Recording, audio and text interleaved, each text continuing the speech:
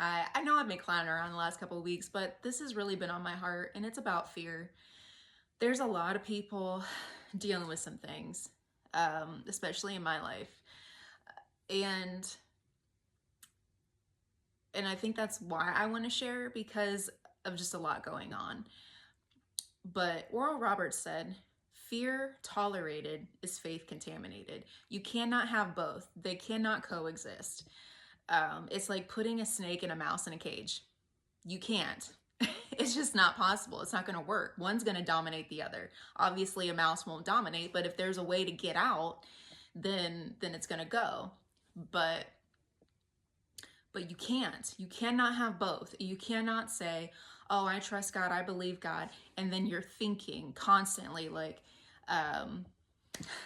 what about my kids? What about this? What if I have this problem? You cannot have the what ifs. You choose. It's up to you to choose, and that's why you have to be rooted in the Word. That's why it says meditate day and night. You are responsible. I've said this since I started doing these. You are responsible for you. You have to pick up the Bible and read it. You need to listen to faith-filled messages, and you can't live off people's faith. There are testimonies that can boost your faith, but you can't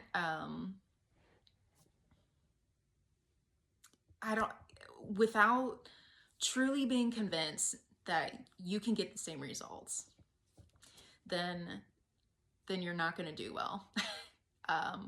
You've got to be completely rooted, completely convinced. I have my miracle. I have the answer for this situation. Whatever you're dealing with, it doesn't have to be necessarily like life or death. There's fear of different things. Even just getting sick right now. There's a super flu or whatever. Just you don't have to stock your fridge up with chicken broth. You can just do that because you want to have a freezer full of chicken broth, not because if I get sick, that's the problem. You cannot have that mindset.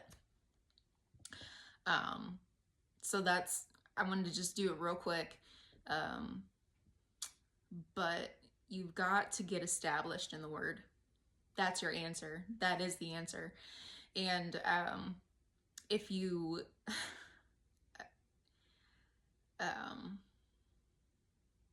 I lost my train of thought, but you cannot be double-minded.